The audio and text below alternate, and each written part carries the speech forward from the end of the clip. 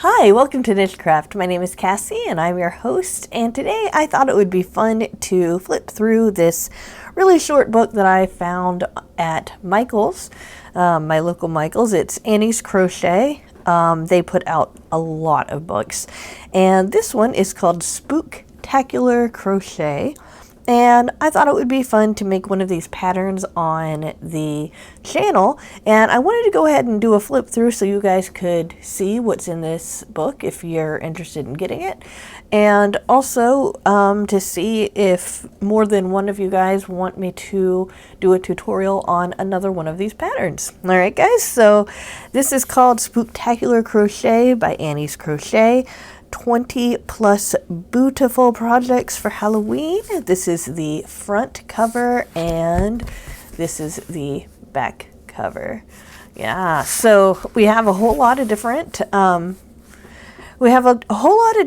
patterns, and they're also at different levels. But all of these, I would actually say that if you're a beginner, you should be able to follow all of these. I did not find these patterns actually all of that hard. So we've got an introduction and a table of contents. Since we're going to be going through all of these, it's not that important to go through that. So first we have this throw blanket. It's kind of done in a stitch sampler style. And it looks like it looks like little coffins. This looks like a little bat pattern. Let's see here. These look like little Halloween candies, and I think that this pattern repeats twice, so I'm pretty sure that's how that pattern goes. It would be a nice throw if you do celebrate Halloween every year with a lot of decorations, definitely. So this one's called the Esmeralda Throw, and it says it's an intermediate pattern. I think it shouldn't be that hard though. And then we have some pillows, and this one is one that says Eek, and we've got the little chart here for the color key, and those of you who mosaic crochet could use this as a mosaic crochet color chart as well. And then there's, wait, I thought there was a second one of these. Oh yeah, here we go. So we've got the Boo throw pillow first. All right, and then we have the Eek throw pillow. There we go. All right, just wanted to make sure I got every page. And so here we have these jack-o'-lantern coasters, and let me go ahead and zoom in because this is the one that I'd like to do a tutorial on. Now, I would not want to do the jack-o'-lantern part. I just want to make that pumpkin. I really like how the pumpkin's made with the little leaf and the stem. I think that I'm going to make some pumpkin. I think that they could be used as pot holders, but they could also be used as coasters. Just basically out of cotton yarn, and I thought that this would be a really, really nice pattern to share with the channel for this season, since we've got both Halloween and Thanksgiving. And for those of you who are not in the United States, we also have the whole harvest with a whole lot of gourds and all of those things that we see around this holiday. So this one was going to be the one that I was going to do. If you guys want me to do the part where you can make a jack-o'-lantern out of it, I could do that and add it at the end, but I wouldn't be adding them to mine. I'd want to just do the pumpkin. So I think that would be a really cute pattern to do for the channel. So But the whole thing is actually a jack-o'-lantern coaster. It says its skill level is easy, and this could be made with cotton yarn. And so I would get some orange, green, and brown to make that with. And I wouldn't be worried that much about matching the colors, but if you guys want to go ahead and purchase some yarn to make these with, I will be doing a tutorial on this. So we have this candy corn cat. Now, of course, you don't have to make it striped with, with this candy corn pattern. You can make this out of whatever colors you like.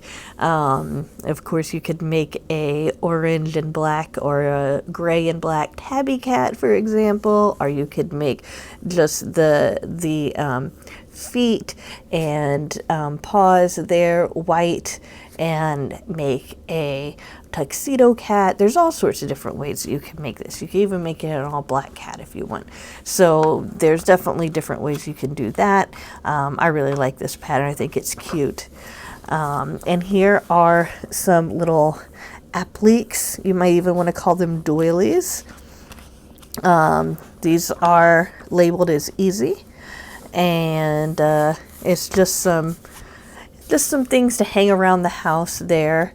They could also be used as coasters and hot pads too, to put hot pans on. And here we have a Halloween kitty chuyo. It's a little hat for a baby. I really like that. It fits. So it gives instructions to fit 6 to 12 months and so the instructions given fit ages 6 to 12 months. I'm not certain how you would be able to size that up or not, but it certainly is a very cute kitty cat hat there. So here we have a candy corn throw. Now this is very busy to me, and I've seen a lot of different candy corn throws. I personally like better just the triangles going back like up and down. If I was to make one, I don't think I would make this one, but it definitely is a interesting pattern. It's definitely Halloweeny. And this is an intermediate pattern, and it does suggest using Red Heart Super Saver yarn. That would probably be a good thing to use there. I love these little mug rugs, but I don't know if I would use them for mugs. I kind of see them as little placemats. But I really like these. I think they're cute. The skill level for this is also easy. It looks like it's pretty simple to put together. But yeah, this is another one that I think might be interesting to do for the channel, but I don't really want to do this if not a whole lot of people are interested in it. So there's these. Okay, and this is just more of those patterns, and we have a little spider here, which I think is cute. It's kind of like a little amigurumi spider there. Okay, so these are 2 bags, but I really want to stress that the scale is a little bit deceiving. These are just 11 by 11 inches, but I do like the little kitty cat. I'm sure you could scale it up if you wanted to, but I really like the little kitty cat. Not certain how I feel about Frankie. They call it baby Frankie, but I think these bags are cute, definitely. They might make better pillows than bags, I don't know, but this is an easy level. And I would say that it looks like easy. Now this pumpkin lantern's really interesting. What you do is you get a 6-inch plastic foam ball, and you make this, and then you use heavy fabric stiffener to stiffen it around that. And it has a little lid here. And then you put a tea light in the middle of that. So again, just a 6-inch plastic foam ball that actually isn't as big as it might appear on screen. But I just wanted to show you this one. I like the idea. I don't think that I would make it with a pumpkin. That's my personal. And then we've got a candy corn cap, and so it does give 3 different patterns. One for a newborn, 0 to 6 months, one for 6 to 9 months, and one from 12 to 18 months. And it's a little candy corn cap. It's cute. The Halloween checkers game. This is an easy pattern. I just wanted to mention that this is, it doesn't say, does it? oh, it says easy. Yeah, so this is an easy pattern as well. The thing that I thought when I look at this little checker set was, how would you king them? Are these hollow underneath? So this is a little Halloween checkers game. Yeah, not something I'm really that interested in making, but again, if you guys are interested, I might change my mind. But we have little ghosts and candy corns as checkers for that. I absolutely love table runners, and so here's the table runner pattern here. And this is the table runner there for a Halloween table runner. I think that that's really pretty. I think it would be fun to do, but I already have a Thanksgiving themed table runner that I'm going to be doing on the channel that I think is going to look a lot better.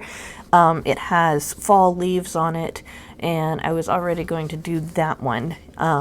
So that's one that I'm going to be doing. This is an easy skill level though.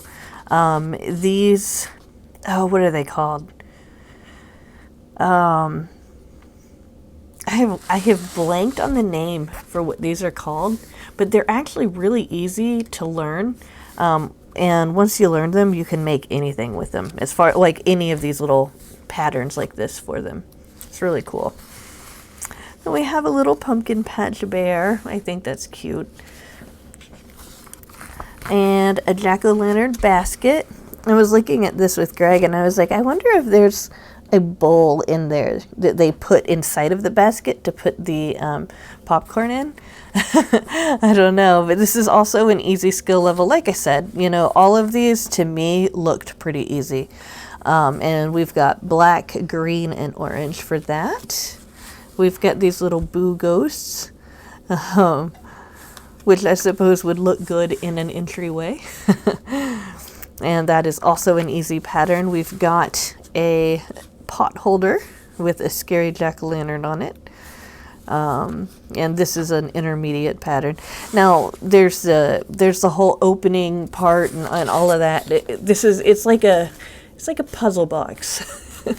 These, for if anybody has used these as pot holders, you know exactly what I mean when I say that. But it's like, you know what, I'm not going to try to explain it. It's just your hand goes in a certain way and it is protected. I'm sorry, I mean, it's like a hot pad to bring things out of the oven. It's an oven mitt, that's what it is. I should not call it a pot holder, because that kind of implies that you only use it to put pots on. But yeah, it's like an oven mitt, and you can use it to take things out of the oven with, and your hands are protected. I personally do not want to make anything on my channel that is supposed to be taking things out of the oven with, because I have never made something that's thick enough for that, and I would just be afraid of just anybody trying to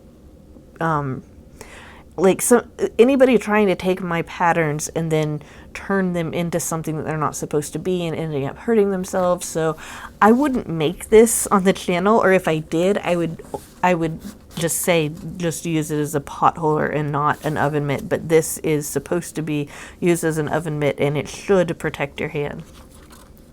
So we've got that, and then we have also one with the little Frankenstein. They're calling it the Monster Mash pot holder. And then I thought that these were just little amigurumis, but it's a bowling set. Isn't that cute?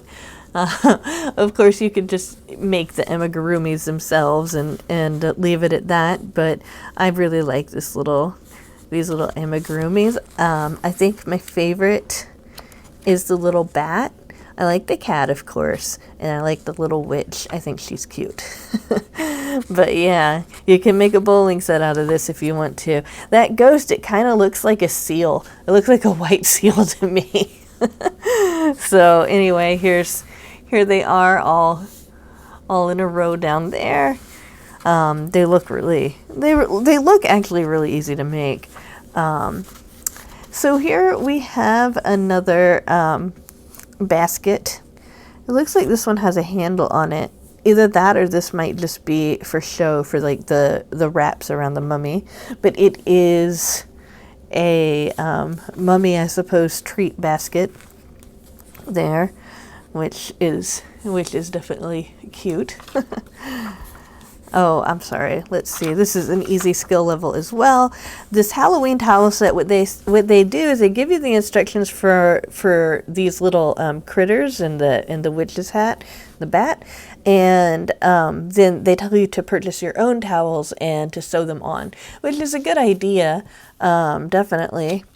But I just wanted to mention that can be a little bit deceiving if you don't know that you're not crocheting those towels too. This is an easy skill level, and you'll just learn how to make these little these different things. You can really sew onto anything you want.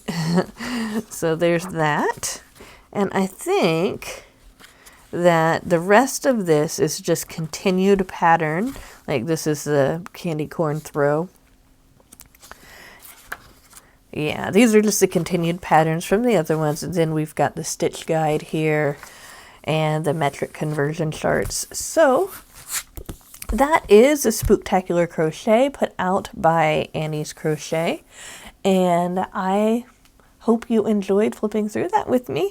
Let me know what you think in the comments below. And let me know if there's any other patterns besides the pumpkins that I said that I was going to make. If you're interested in learning how to make those, I could definitely fit that into my schedule. All right, guys, thank you so much for watching to the end. Make sure to look for a giveaway on my channel coming out soon. I always have giveaways on my channel. If you are not subscribed, I do a lot of project book reviews, craft book reviews, and I do crochet tutorials and talky yarny stuff. I always do a mystery box Monday. You might want to join by subscribing and hitting that notification bell so you know if you've won a giveaway, of course. Again, thank you so much, and I will see you soon in another video. Bye for now.